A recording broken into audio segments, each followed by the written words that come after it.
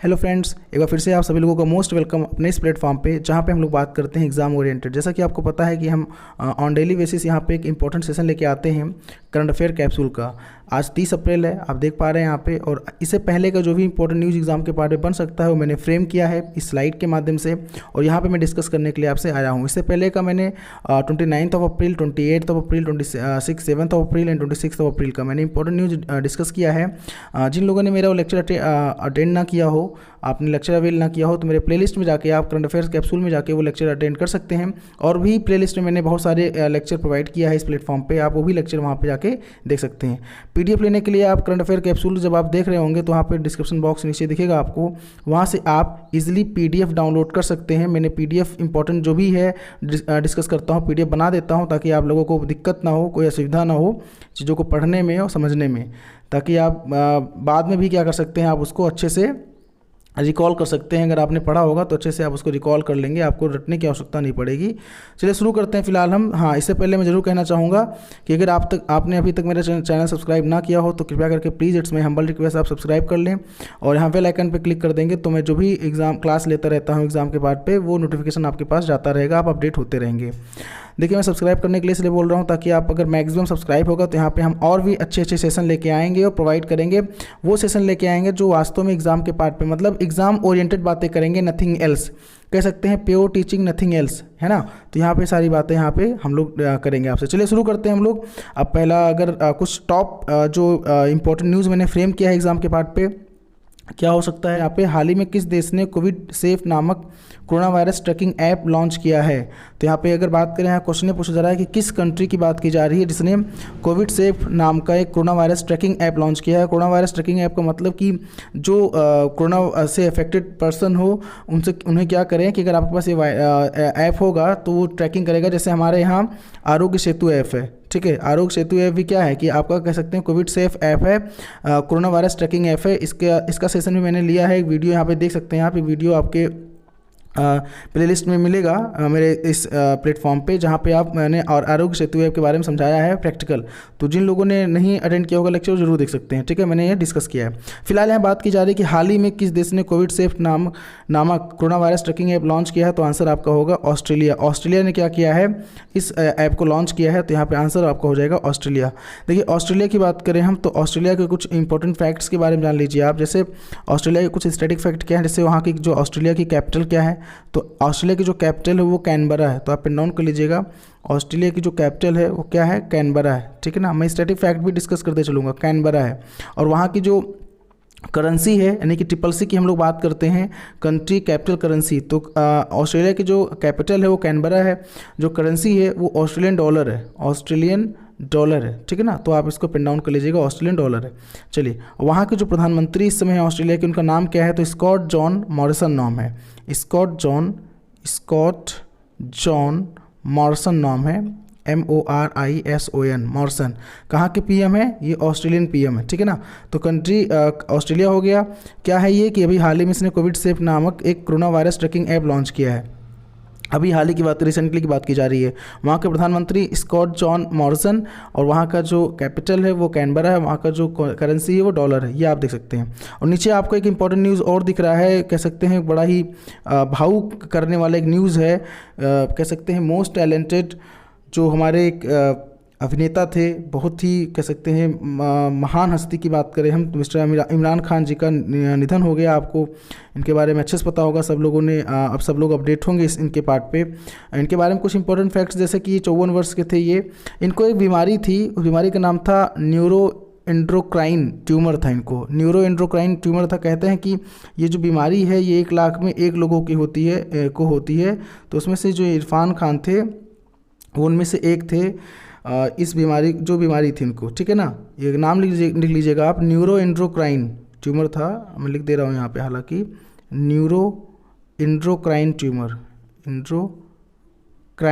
था। किसको, इमरान खान को, ठीक है ना। 2018 में पता चला था कि उनको बीमारी है, और अभी तक उनका जो फिल्मी करियर रहा है वो 30 साल का रहा है, 30 ईयर का रहा। ये रहने वाले राजस्थान के थे, राजस्थान से बिलोंग करते थे, ठीक है। जयपुर के पास एक गांव था, मुझे याद नहीं आ रहा एग्जैक्टली, वहाँ के रहने वाले थे। इनकी कहते हैं माता जी इनको जो है लेक्चरर बनना चाहती थी, बट इनका सपना था अभिनेता बनने का। तो हालांकि इन्होंने इस फील्ड में आके पूरा नाम रोशन किया, अपने फैमिली को और अपने पूरे कंट्री की बात करें, देश का नाम रोशन किया। एक अच्छे एक्टर थे, बहुत अच्छे ड्रामा करते थे। बड़ी आंखें वाले जो है, बड़ी आंखों वाले इरफान खान का जो एक्टिंग था, वास्तव में धांसू एक्टिंग करते थे। आप इनके बारे में जितनी बातें की जाए उतनी कम है। खैर, तो ये हमारे बीच अब नहीं है। इनके बारे में एक चीज़ और जान लीजिए आप, इनको नंबर ऑफ़ अवार्ड से जो है ऑनर्ड किया गया है। जैसे नेशनल फिल्म अवार्ड इनको मिला है, फिल्म फेयर अवार्ड भी मिला है इनको, है ना।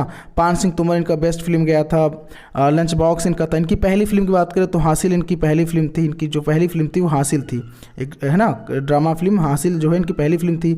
अगर इनकी लास्ट फिल्म की बात करें तो एक इंग्लिश मीडियम जो है, अंग्रेज़ी मीडियम इनकी फिल्म है। इन्होंने लास्ट अपना एक ऑडियो मैसेज भी दिया है, आप लोगों ने देखा भी होगा, वायरल हो रहा है। तो वो जो है उसके माध्यम से उन्होंने बताने का प्रयास किया है कि मैं हूँ भी कि मैं नहीं भी हूँ, और ये सारी चीज़ें उन्होंने बताया। खैर, आप वो देख लीजिएगा। और इनको जो है एक अवार्ड और मिला है, जो कह सकते हैं इंडिया का 4th नंबर का एक हाईएस्ट सिविलियन अवार्ड होता है, जिसे कहते हैं पद्मश्री।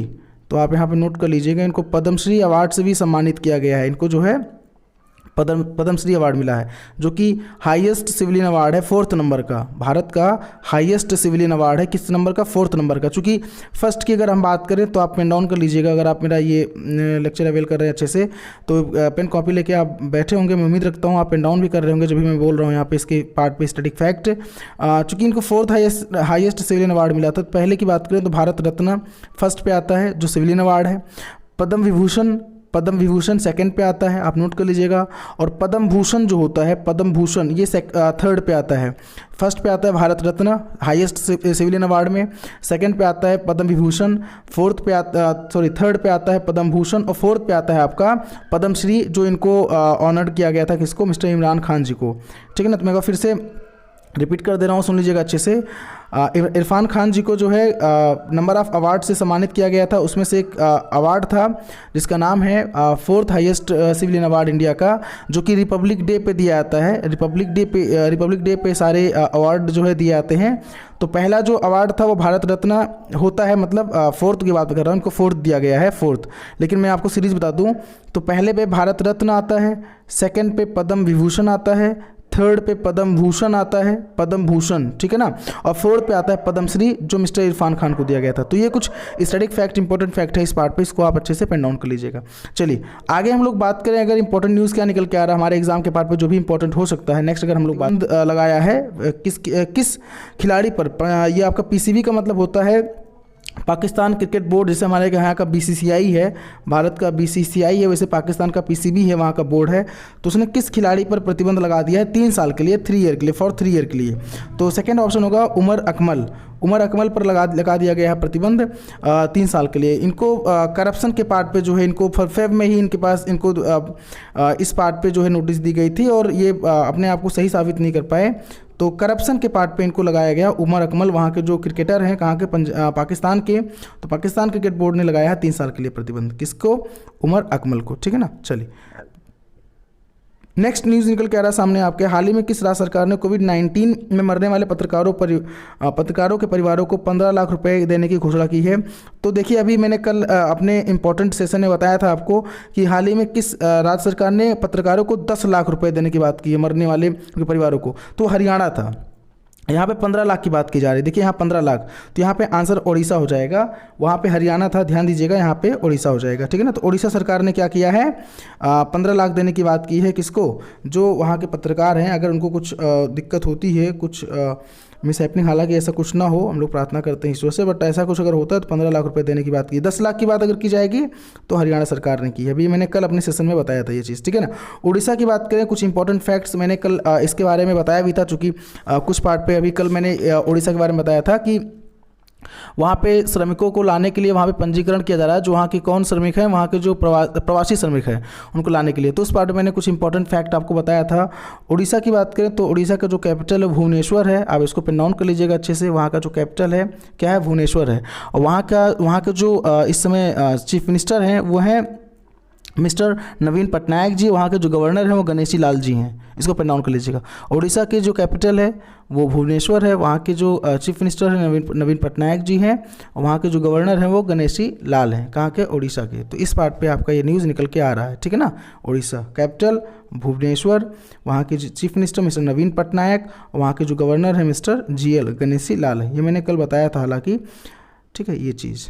आगे हम बात करें, अगर इंपॉर्टेंट न्यूज़ निकल के आ रहा है 5th नंबर, ब्रिक्स देशों के समूह ने कोरोना वायरस से लड़ने के लिए कितना फंड बनाने का समझौता किया है।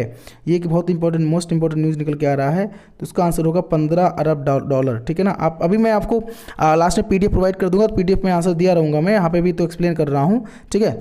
तो 15 अरब डॉलर जो है ब्रिक्स देशों के समूह ने कोरोना वायरस से लड़ने के लिए कितना फंड बनाने का समझौता किया है। तो किसने किया है, कितना किया है, 15 अरब डॉलर, ठीक है ना। ये चीज़ जान लीजिएगा। अच्छा, यहाँ पे एक इंपॉर्टेंट न्यूज़ और निकल के आता है, ब्रिक्स की बात हम लोग कर ले यहाँ पे। तो BRIC, हालांकि पहले ये ब्रिक था, ब्रिक्स नहीं था, पहले ये ब्रिक था। बाद में इसमें जो है 2010 में, देखिए ब्रिक कुछ देशों का समूह होता है, मैं आपको पहले बता दूँ, यहाँ पे जान लीजिए आप। जैसे लिखा है B, तो बहुत आसान है, B से ब्राज़ील होता है, R, ठीक है ना, R से रसिया होता है, आई से अपना प्यारा सा भारत इंडिया है, C से चाइना होता है। तो पहले 4 देशों का समूह था, पहले 5 नहीं 4 देशों का समूह था, ब्राज़ील, रसिया, इंडिया और चाइना, ठीक है। ये बाद में 2010 में जो है किसको ऐड कर दिया गया, साउथ अफ्रीका को ऐड कर दिया गया। किसको, साउथ अफ्रीका को, पिन डाउन कर लीजिएगा। तो 2010 में साउथ अफ्रीका को ऐड कर दिया गया, तो इसलिए 5 देशों का समूह हो गया। ये वो कह सकते हैं इकॉनमी के पार्ट पे इनमें जो हर साल समिट होता है, ठीक है। ब्रिक्स को फ्रेम कब किया गया था, यानी फॉर्मेशन कब हुआ था ब्रिक्स का, 2009 में हुआ था। ब्रिक्स का फॉर्मेशन 2009 में हुआ था। 4 कंट्री शुरू में थी, ब्राज़ील, रसिया, इंडिया, चाइना। बाद में 2010 में किसको ऐड कर दिया गया, साउथ अफ्रीका को ऐड कर दिया गया। और इसका जो हेडक्वार्टर है ब्रिक्स का वो कहाँ है, तो वो चाइना संघाई में है। कहाँ पे है, चाइना के संघाई में है। संघाई कहाँ पे है, चाइना में, तो संघाई में है। संघाई एक मूवी भी आई थी, आपने देखा होगा, इमरान हाशमी का, ठीक है, जिसमें गाना था, अच्छा एक फेमस गाना था ना, ये जो मांगी थी दुआ करके। खैर, तो संघाई जो है कहाँ पे है, चाइना में है, और कहाँ किसका हेडक्वार्टर है, ब्रिक्स का हेडक्वार्टर है, ठीक है ना। चलिए आगे इंपॉर्टेंट न्यूज़ निकल के आ रहा है, कर्नाटका के किस बल्लेबाज ने अमेरिका क्रिकेट टीम का कोच नियुक्त किया गया है। तो आंसर अरुण कुमार को किया गया है। वन लाइनर में मैंने कुछ इंपॉर्टेंट वन लाइनर भी बीच बीच में दे रहा हूँ, ताकि आपको जो है ऑप्शन के साथ वन लाइनर व्यू हो, आप याद कर सकें आसानी से, ठीक है ना। ये मैंने मेरा स्ट्रेटजी है, प्लान है, जो मैं एग्ज़ाम के लिए चीज़ों को प्रिपेयर किया हूँ इस पार्ट पे। आगे हम लोग बात करें भारतीय एयरटेल और टेलीकॉम निर्माता कंपनी, देखिए हो सकता है कुछ पे, वहाँ निर्माता कंपनी के बीच कितने करोड़ का जो है कॉन्ट्रैक्ट हुआ है। तो आंसर 7500 करोड़ का हुआ है, ठीक है ना। 7500 करोड़ का हुआ है क्या, भारतीय एयरटेल और टेलीकॉम निर्माता जो नोकिया है, नोकिया के बीच क्या हुआ है, करार हुआ है, एग्रीमेंट हुआ है, कितने का, 7500 करोड़ का हुआ है। ये आप पिन डाउन कर लीजिएगा, ठीक है। अगला क्वेश्चन आपके सामने वन लाइनर मैंने दिया है, अंतर्राष्ट्रीय नृत्य दिवस कब मनाया जाता है, यानी डांस डे की बात की जा रही है यहाँ पे। तो प्रतिवर्ष ये 29 अप्रैल को मनाया जाता है। यूनेस्को के द्वारा जो है ये क्या किया गया है, पार्टनरशिप में है, पार्टनर में है यूनेस्को द्वारा। तो अंतर्राष्ट्रीय जो है नृत्य दिवस कब मनाया जाता है, 29 अप्रैल को मनाया जाता है, ठीक है। इंटरनेशनल डांस डे बोलते हैं इसे। अगला आपके सामने हाल ही में ब्रिक्स देशों के भी, देखो मैंने ब्रिक्स के पार्ट पे क्वेश्चन आया था, अभी पीछे आपने देखा भी होगा यहाँ पे कि ब्रिक्स में देशों के समूह ने कोरोना वायरस से लड़ने के लिए कितना फंड दिया है। तो मैंने बताया था कि आंसर 15 अरब डॉलर दिया है, 15 अरब डॉलर, ठीक है। यहाँ पे क्वेश्चन सामने आपको निकल के आ रहा है कि ब्रिक्स देशों की बैठक में भारत का प्रतिनिधित्व किसने किया, यानी कि भारत को रिप्रेजेंट किसने किया। सीधी सी बात है, हमारे जो कह सकते हैं विदेश मंत्री होते हैं, मिनिस्ट्री ऑफ एक्सटर्नल अफेयर, वो पार्टिसिपेट करते हैं इन सब चीज़ों पे, है ना। तो हमारे अब चूँकि यहाँ पे देखिए ऑप्शन आपके डॉक्टर हर्षवर्धन सिंह हैं, निर्मला सीतारमन जी हैं और एस जयशंकर हैं। तो आपको यहाँ पे प्रॉब्लम नहीं होनी चाहिए, चूँकि हर्षवर्धन सिंह जी जो है वो कौन से हैं, ministry of health and family welfare इनके पास है, यानी कि वो स्वास्थ्य मंत्री हैं डॉक्टर हर्षवर्धन सिंह जी, ठीक है। निर्मला सीतारमन जी सबको पता है फाइनेंस मिनिस्टर हैं, वित्त मंत्री हैं। और एस जयशंकर जी जो है विदेश मंत्री हैं, मिनिस्ट्री ऑफ एक्सटर्नल अफेयर्स बोलते हैं, मिनिस्ट्री ऑफ एक्सटर्नल अफेयर्स, है ना। मिनिस्ट्री ऑफ एक्सटर्नल अफेयर्स किसके पास है, एस जयशंकर जी के पास है। तो यहाँ पे कुछ स्टैटिक फैक्ट्स आप यहाँ पे पिन डाउन कर लीजिएंगे इनके पार्ट पे। जैसे कुछ लगे हाथ में अभी बताता चल रहा हूँ आपको कि इनका जो कॉन्स्टिट्यूंसी है, इनका जो क्षेत्र है, जहाँ से सांसद है या जहाँ से राज्यसभा है, कहाँ से हैं, आप इसको पिन डाउन कर लीजिएगा। अगर हम लोग एस जयशंकर जी की बात करें तो ये मेंबर ऑफ राज्यसभा हैं गुजरात से। S Jaishankar ji member of Rajya Sabha हैं। देखिए जो अपर हाउस है हमारा राज्यसभा, जो हमारा अपर हाउस है वहाँ से क्या है, ये मेंबर हैं, वहाँ के मेंबर राज्यसभा मेंबर हैं, कहाँ से, गुजरात से हैं, एस जयशंकर जी।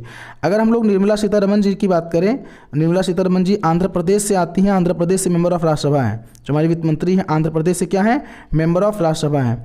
अगर हम डॉक्टर हर्षवर्धन सिंह जी की बात कर लें, जो हमारे स्वास्थ्य मंत्री हैं, ministry of health and family welfare इनके पास है, ये चांदनी चौक से MP हैं। ये क्या है, चांदनी चौक से, दिल्ली चांदनी चौक से क्या है, मेंबर ऑफ पार्लियामेंट है। पार्लियामेंट देखो एक होता है राज्यसभा, एक होता है लोकसभा, ध्यान दीजिएगा, आपको यहाँ समझा दूँ अच्छे से मैं, पॉलिटी का हालांकि पार्ट है ये, पॉलिटी में ये मेंशन उन्होंने पढ़ा भी होगा अच्छे से। जो लोग जो अपर हाउस को राज्यसभा बोलते हैं और लोअर हाउस को लोकसभा बोलते हैं, ठीक है ना, ये आपका दो होता है हाउस। अगर यहाँ बात करें हम लोग, अपर हाउस होता है और लोअर हाउस होता है। तो अपर हाउस को राज्यसभा बोलते हैं, लोअर हाउस को लोकसभा बोलते हैं। तो अपर हाउस में राज्यसभा सदस्य मेंबर होते हैं और जो लोअर हाउस होता है उसमें मेंबर ऑफ पार्लियामेंट होते हैं, MP सांसद जो होते हैं, ठीक है वो। तो ये अभी मैंने जो बताया था आपको थोड़ी देर पहले, ये क्वेश्चन आपका चल रहा था, यहाँ पे देख लीजिएगा, अपर हाउस और लोअर हाउस की बात मैं यहाँ से कर रहा था एग्जैक्टली। डॉक्टर हर्षवर्धन सिंह जी जो है वो लोअर हाउस, यानी कि वो मेंबर ऑफ पार्लियामेंट हैं, कहाँ से, चांदनी चौक से। और निर्मला सीतारमन जी आंध्र प्रदेश से क्या आती हैं, राज्यसभा सदस्य हैं। और एस जयशंकर जी गुजरात से राज्यसभा सदस्य हैं। तो ये कुछ इंपॉर्टेंट फैक्ट्स यहाँ पे है, इसको आप पेन डाउन करते जाइएगा, ठीक है ना।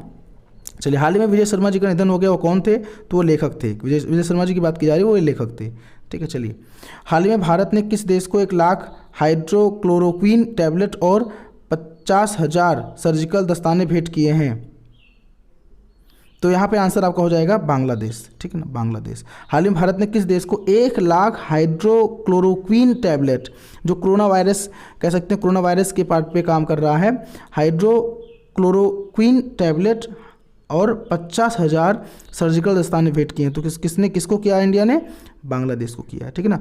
बांग्लादेश की हम लोग यहाँ पे बात करें तो इंपॉर्टेंट फैक्ट्स अच्छे से पता है आपको। वहाँ की जो करेंसी है वो टका है, करेंसी टका है, और जो कैपिटल है वो ढाका है, कहाँ की, बांग्लादेश की। वहाँ के जो प्राइम मिनिस्टर हैं वो मिस्टर शेख, वहाँ की शेख हसीना जी हैं, और वहाँ के जो राष्ट्रपति हैं अब्दुल हामिद जी हैं।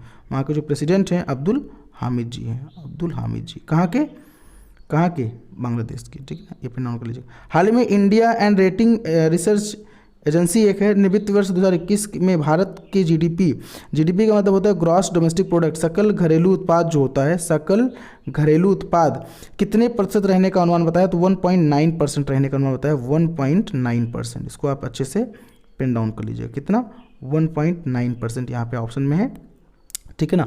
India rating and research agency है, जिसने क्या किया, वित्त वर्ष 2021 भारत के जीडीपी का मतलब मैंने बताया सकल घरेलू उत्पाद होता है, इसको मैं नेशनल इनकम का पार्ट है ये। जीडीपी क्या होता है, एनडीपी क्या होता है, एनएनपी क्या होता है ना, जीएनपी क्या होता है, ये सारे क्वेश्चन एग्जाम बनते हैं। ग्रॉस नेशनल प्रोडक्ट क्या होता है, नेट नेशनल प्रोडक्ट क्या होता है, नेट डोमेस्टिक प्रोडक्ट क्या होता है, ग्रॉस डोमेस्टिक प्रोडक्ट क्या होता है, ये मैं एक सेशन ले आऊँगा जिसमें मैं आपको अच्छे से सारा एक्सप्लेन कर दूंगा। सकल घरेलू उत्पाद क्या होता है, राष्ट्रीय घरेलू उत्पाद क्या होता है ना, ये सब बता दूंगा आपको अच्छे से, तो पैनिक होने की आवश्यकता नहीं है। आगे हम लोग बात करें इंपॉर्टेंट न्यूज़, किसे सूचना एवं प्रसारण मंत्रालय विभाग का सचिव नियुक्त किया गया है, यानी कि मिनिस्ट्री ऑफ, अगर हम बात करें इंफॉर्मेशन टेक्नोलॉजी एंड ब्रॉडकास्टिंग का जो है सचिव नियुक्त किया गया है, तो यहाँ पे आंसर है अमित खरे जी को किया गया है, ठीक है ना। आगे है अगला नेक्स्ट क्वेश्चन आपके सामने, कोरोना से लड़ने के लिए भारत सरकार ने एशियाई विकास बैंक से कितने डॉलर कर्ज लेने का एक उस पर हस्ताक्षर किया, समझौते पर हस्ताक्षर किया है, तो आंसर 1.5 अरब डॉलर।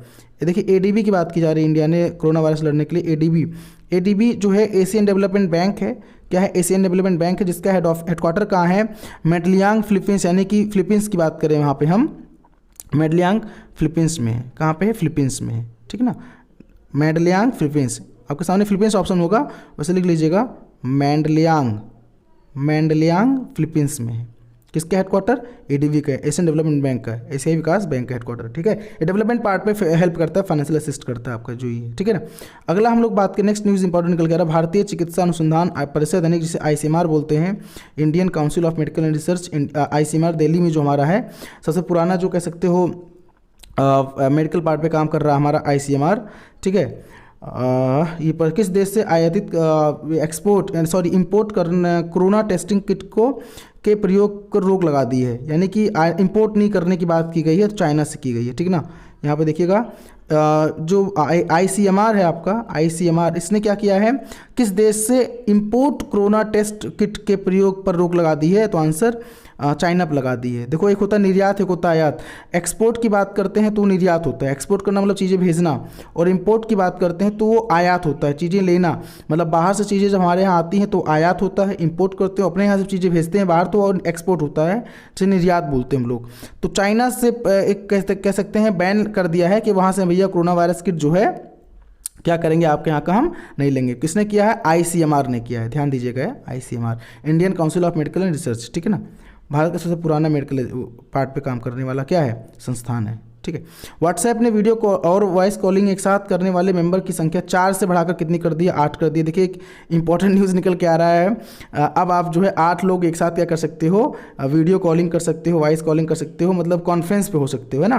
पहले 4 लोग थे, तो अब कहीं ना कहीं इसी को देखते हुए किया गया, भाई कोरोना वायरस की वजह से लोग बहुत कहीं दूर हैं, और हो सकता है ऑफिस का काम भी नहीं हो पा रहा हो ठीक से, मतलब इस प्रॉब्लम पे मतलब क्या है ना, लोग एक जुड़ सकें, मैक्सिमम लोग जुड़ सकें एक साथ, है ना, ताकि कोई दिक्कत ना हो। तो इसलिए व्हाट्सएप ने भी केयर किया भाई लोगों का, और वीडियो कॉलिंग 4 से 8 कर दिया, ताकि एक साथ 8 लोग जुड़कर जो भी चीज़ें शेयर कर सकें, वीडियो कॉन्फ्रेंसिंग कर सकें। जैसे कि सब लोग वीडियो कॉन्फ्रेंसिंग के माध्यम से एक दूसरे से कम्युनिकेट कर रहे हैं। गवर्नमेंट की बात करें, गवर्नमेंट भी इसी पार्ट पे काम कर रही है, और एजुकेशन के पार्ट पे लोग इसी तरह काम कर रहे हैं।